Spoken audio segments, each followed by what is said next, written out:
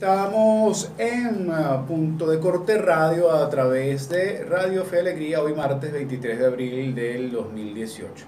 En la dirección de la estación está Carlos Alaña, en la coordinación Wirmelis Villalobos, que nos informan que ya ha regresado de un periplo internacional que estaba desarrollando. En los controles, el maravilloso, el que opera con los dedos de los pies, incluso si es necesario, Jorge Pérez. Y quien les habla, Nick Merevans. Por supuesto también está con nosotros nuestra productora estrella Marta Cambero Lobo, y no aúlla de vez en cuando. Vamos a iniciar la editorial correspondiente al día de hoy para después entrar en la fase de las noticias de la web que toman la radio. Hoy quiero conversar con ustedes sobre el sistema y el proceso electoral. Lo primero que quiero es separar los dos conceptos para podernos entender y para poder llegar a una conclusión de en qué estado, en qué condición está el sistema y el proceso electoral en nuestro país rumbo a las denominadas elecciones del 20 de mayo.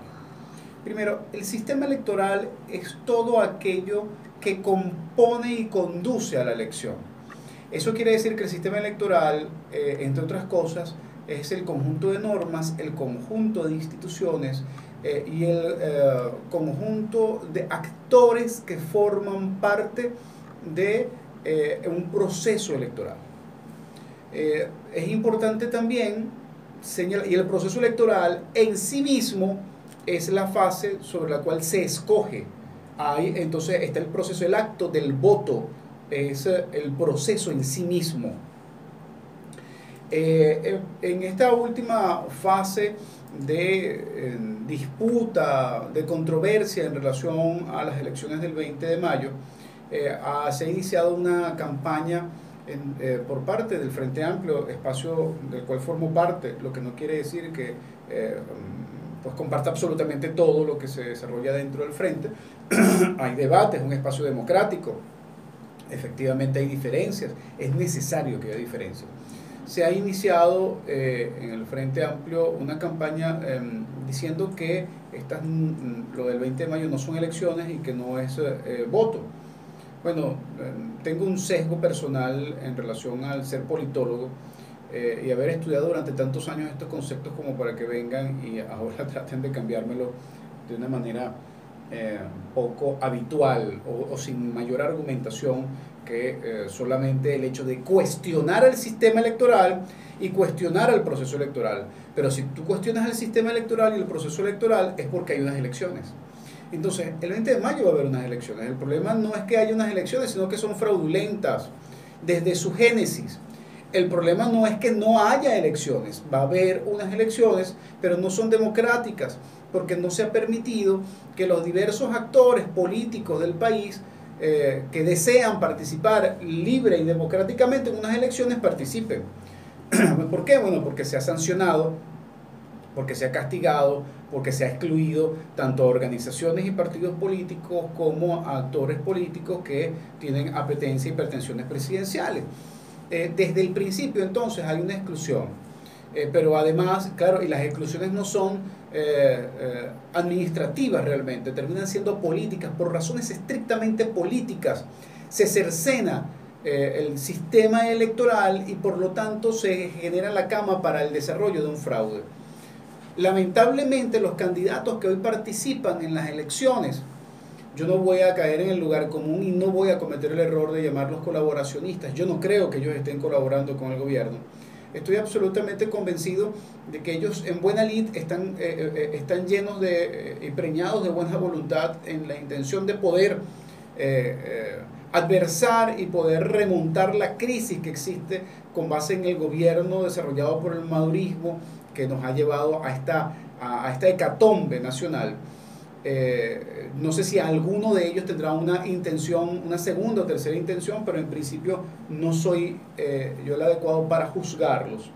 Lo que sí estoy convencido es de que la manera como se participa, como estos actores decidieron participar, entendiendo que se está desarrollando una elección en autoritarismo, en un modelo autoritario, en un modelo en donde desde un principio se le negó la posibilidad de la participación a otros, sin duda alguna que cuando se participa de esa manera, entonces se está incurriendo en la fatalidad de no poder gozar del consenso o la legitimidad para la participación electoral, ni siquiera por parte de los candidatos de la oposición. Si hubiese habido algún convenimiento para participar de esa manera, entonces se entendería. Pero como no ha habido un entendimiento entre los diversos sectores de la oposición, o por lo menos la mayoría de los sectores de la oposición, para poder participar en esas elecciones, resulta ser entonces que estos candidatos terminan siendo sobrevenidos. El sistema electoral es tan débil en nuestro país que incluso los candidatos que se inscribieron para participar en las elecciones del 20 de mayo tuvieron que suscribir un documento y exigirle al gobierno ciertas condiciones. Ciertas condiciones que, por cierto, no se han cumplido. Y estos candidatos dijeron que si no se cumplían esas condiciones se retiraban. Estará la historia para juzgar sus acciones hasta el último día, antes de las elecciones y después de las elecciones. En todo caso, lo que es cierto es que sobre las condiciones firmadas se estableció, por ejemplo, el condicionamiento de las elecciones si había participación de las Naciones Unidas para hacerle observación, veeduría al proceso electoral. Bueno, esto no se ha cumplido. Sí se hizo la solicitud, pero las Naciones Unidas llegó a la conclusión de que no había condiciones para poder participar como observador internacional y como garante y mediador de este proceso electoral. ¿Qué quiere decir eso? Bueno, eso quiere decir algo muy sencillo. Ni siquiera a nivel de las Naciones Unidas este proceso electoral tiene un reconocimiento o por lo menos una certificación. No hay actor internacional que se arriesgue, al menos de que sea al menos que sea Turquía y el gobierno de Erdogan, en donde está en este momento, o estaba hace poco la presidenta del CNE haciendo turismo político electoral en países autoritarios. Lo cierto es que además de esa complicación concreta, de esos hechos concretos de dificultad del sistema electoral, vemos entonces también las desigualdades que existen en relación con el manejo de los recursos para las campañas electorales. Una cosa que, por cierto, creo que es la única cosa que yo le cambiaría por ahora a la Constitución de la República Bolivariana de Venezuela, es el hecho del financiamiento de los partidos políticos y la privatización y el acceso a los recursos por parte de las organizaciones y candidaturas que tienen que terminar vendiendo el alma para poder tener algo de recursos para desarrollar una campaña mínimamente decente o hacer una campaña de muy bajo costo que no tenga la capacidad de poder difundir el mensaje y llegar a todos. Generando claramente desigualdad en relación con la capacidad del gobierno, que tiene todos los recursos a su disposición y no hay manera de hacer auditoría de esos recursos porque los justifican a través de comisiones, contrataciones, recursos paralelos en relación con la asignación de contratos. Para usted de contar, al final termina siendo recursos del Estado, recursos de todos nosotros que están siendo utilizados, por cierto, en una estrategia como de un año para acá, de que todas las campañas vinculadas con el gobierno son campañas que inician con los candidatos de pendón. Y entonces vemos forradas las ciudades, cada poste. Aquí usted quiere saber cuánto se gasta de arrancada en las campañas del gobierno, usted saque el cálculo, cuánto vale un pendón y cuántos postes hay en el país.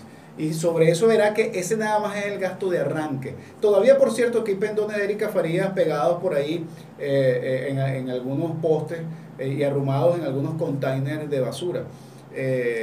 Después ya no sabemos cuántos meses de estar gobernando de hecho y a través del resultado del proceso electoral.